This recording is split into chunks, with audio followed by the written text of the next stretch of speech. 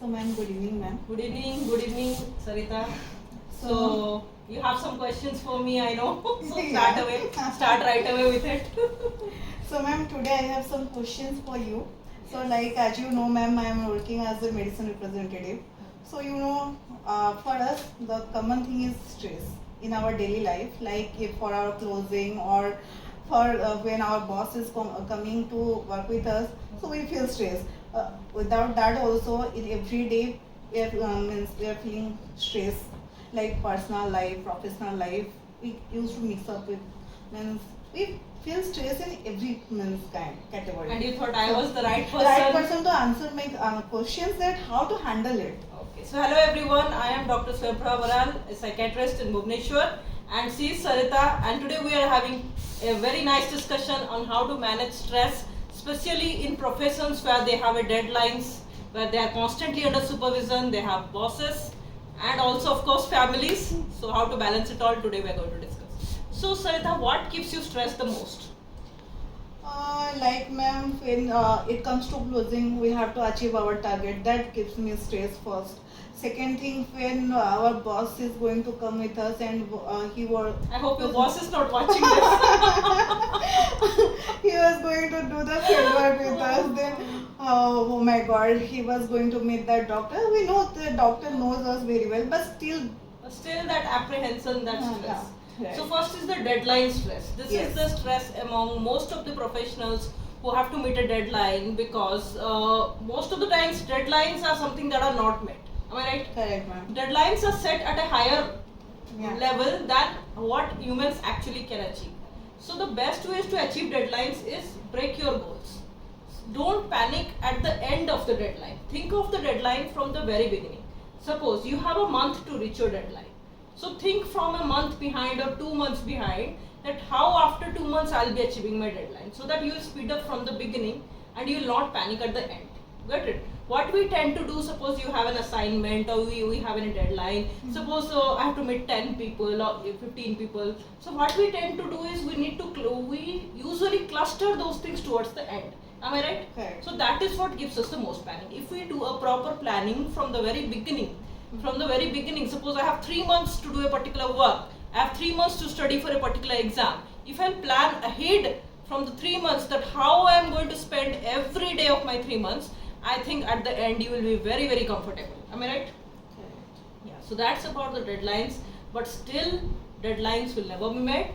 So you need to calm yourself down, you need to relax, you need to tell yourselves that okay, I have tried my best. That is more important than whether you have tried everything or not. If you have tried your best, then don't bother. Don't bother about anything. Don't bother about bosses. Don't bother about anything. If you have tried your best. And if this time you haven't tried your best, this is not the end of the world. You can try your best the next time and you will have a better outcome. My ma'am, second question is regarding this. How to deal with the anxiety that form after the stress? Yeah.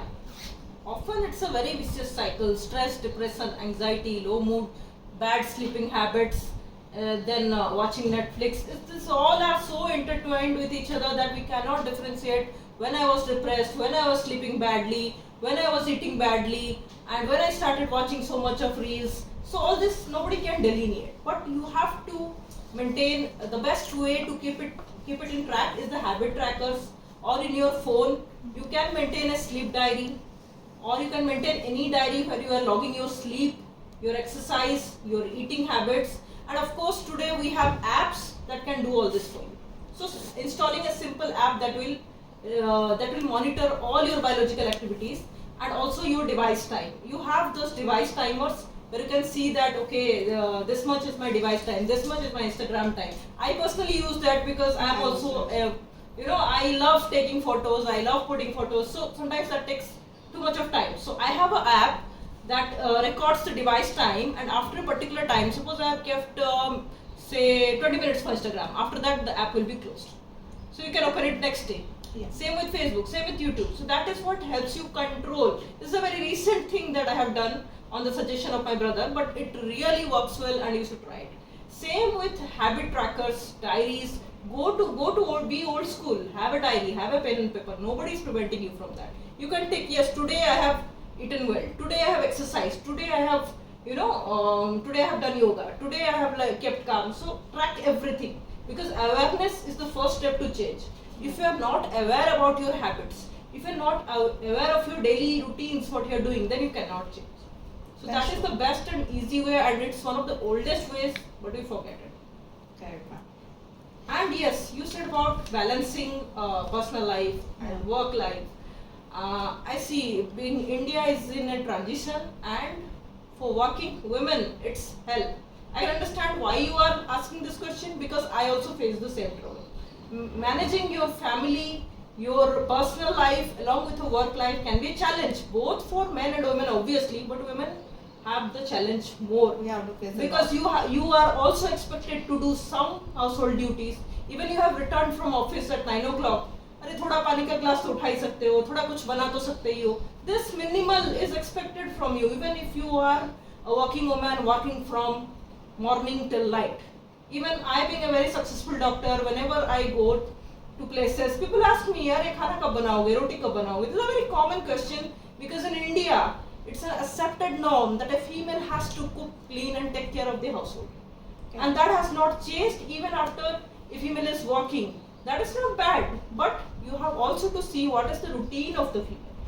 So for that, आराम से घर वालों को जो जो तुमको bother कर रहा है सबको बिठा के समझाना है कि भाई मेरे लाइफ में ये चॉइसेस है. मैं चाहती तो ये भी कर सकती थी, मैं चाहती तो घर के काम भी कर सकती थी, but I choose to have a profession, I choose to do a work and earn money. I can hire people to cook for me. Correct. So don't bother me with the silly things, because I am focusing on big things.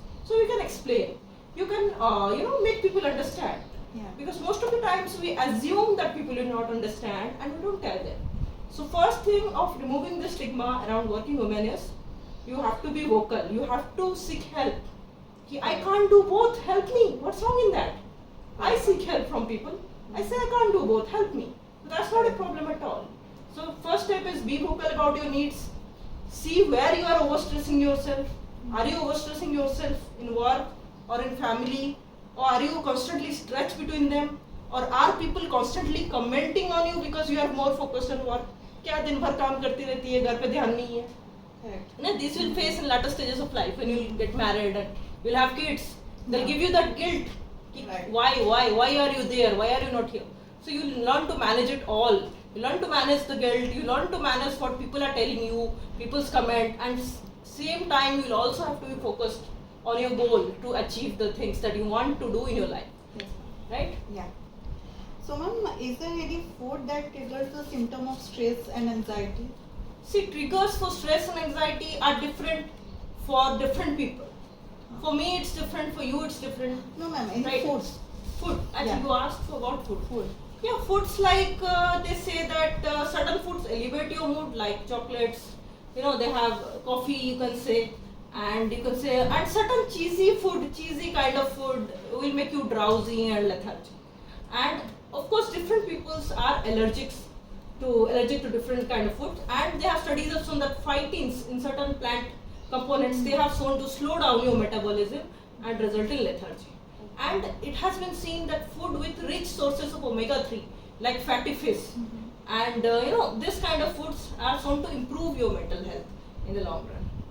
And so omega-3 fatty acid foods, they are helpful. Yeah, they are helpful. For And basically supplements like magnesium, which we often neglect, they are also very good for elevating your mental health. Basically a healthy diet with green leafy vegetables, with your adequate amount of fatty fish, with adequate amount of proteins, and to avoid much of carbohydrate, and to avoid much of oily and junky kind of food, to avoid kind of fast foods.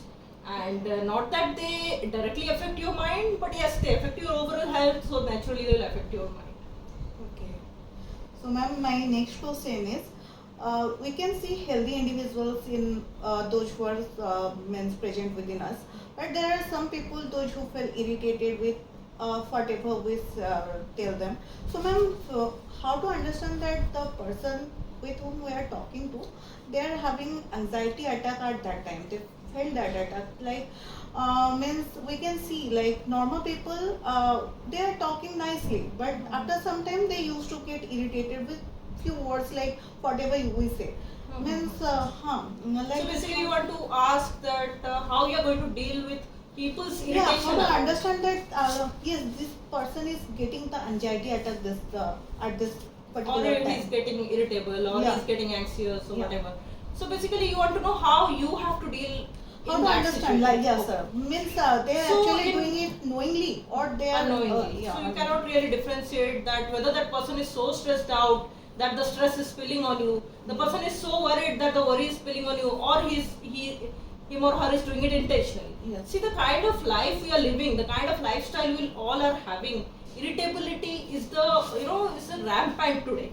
People are more irritable today than they were earlier. This is what you can say, because especially in busy cities and where they have a fast forward life, getting irritable is easy, and it's nowadays seen as a comfort sign. Now, yes, they think they are entitled. I can get irritable on anyone.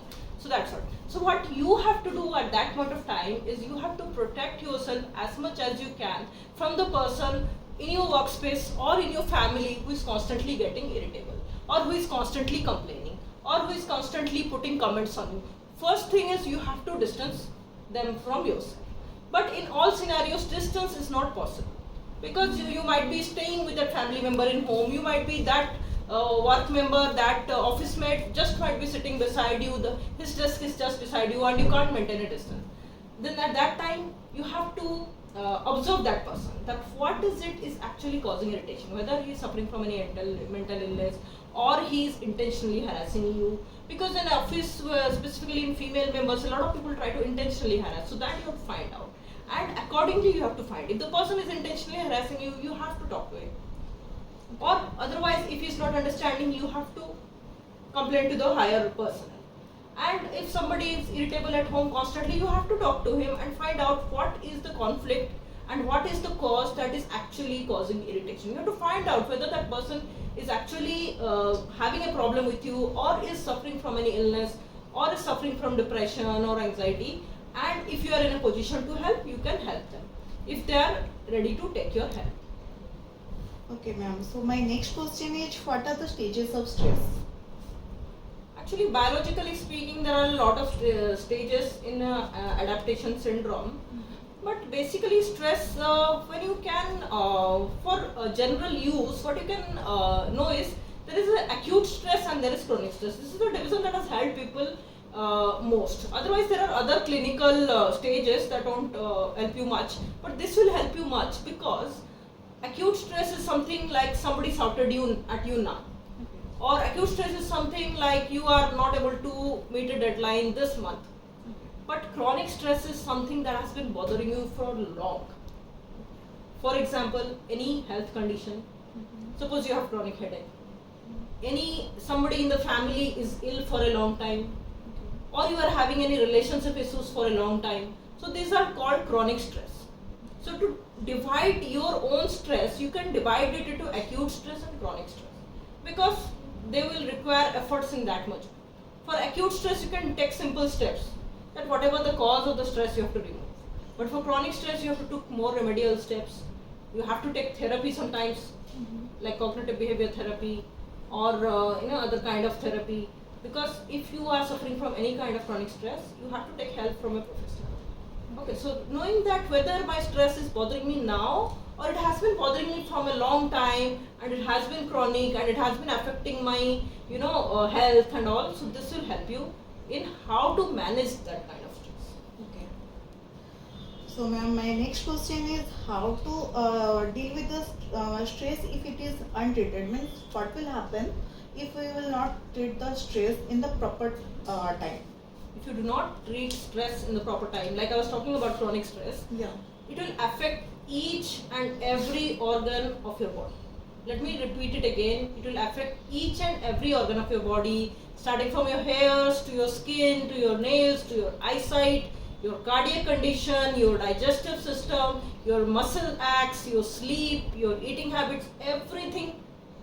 No, nothing can escape from stress. Nothing in your body can escape from stress. This is a hard reality that we don't recognize. Stress can cause you tooth caries. Can you believe? Even tooth caries can be caused by stress. It can cause you stomach ulcers. It can cause cardiac conditions. What not? Every illness on the earth can be caused by stress. It's a big statement to make, but it is true. Okay. So ma'am, if you will not take medication, means some person, we know they are in stress, but they don't want to take any medication.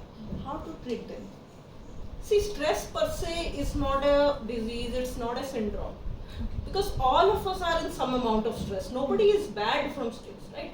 Some has little stress, some has more stress. Stress is not a medical condition, labeled medical condition. We have to see what the person is suffering from as a resultant of stress. Whether he is suffering from depression, from anxiety, from somatic symptoms, and accordingly we have to treat. If the patient is having mild to moderate depressive symptoms, you can go for cognitive behavior therapy, even if he is not wanting to take medication. But if he is suffering from severe depression and anxiety and other somatic symptoms, then medications are necessary in most of the cases.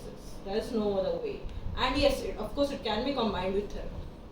And with changing the lifestyle we are living, is there any effect in dealing with the stress? Yes, of course, because today's lifestyle is the most causative factor for stress.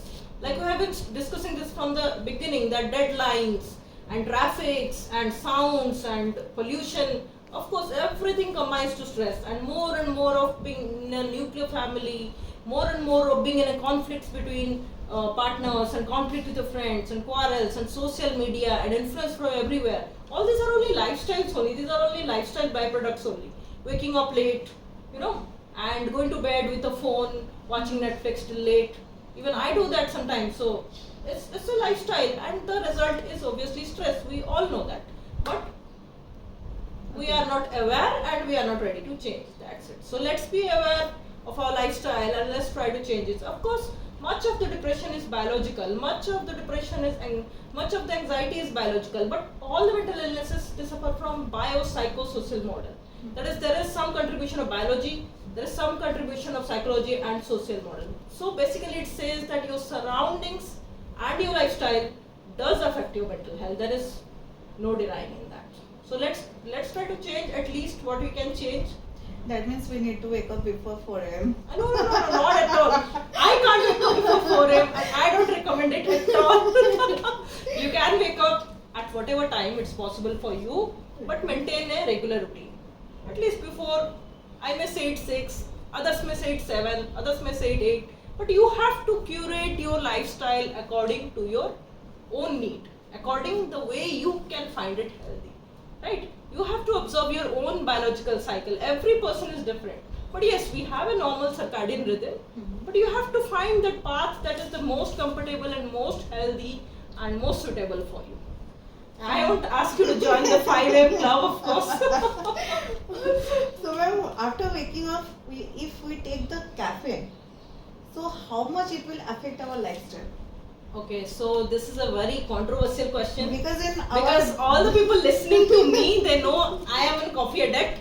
So I am not the person who can comment on it. But yes, caffeine, without sugar, without milk, of course. The black coffee that you get, because it contains a lot of polyphenols. That's good for your skin, that's good for your hair. You can see on me, right? That's good for your energy levels. In fact, the bulletproof coffee by Dave Asprey, you can go and Google it. And if you had time, I would have told more you.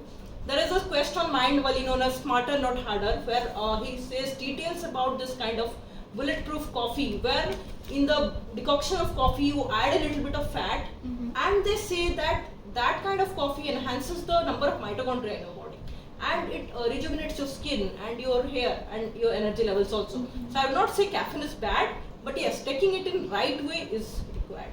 Okay. So ma'am, my last question is, which age group is prone to get affect for the stress? Everybody is. Okay, bear the infants and the kids, but they are also getting stressed these days. Everyone on earth can have stress, depending on what their biology is, what their conditions are, what their circumstances. I said you already, biopsychosocial model. Anybody and everybody can get affected by stress, but yes, anybody and everybody can also get out of it. So that's the positive hope for all of us. Okay ma'am, thank you. Thanks a lot, and we both enjoyed. I hope you guys enjoyed our video, and let us know in the comments. And we got many things to know about the stress, and also and I hope it will help everyone in combating stress. Yeah. Thank you all.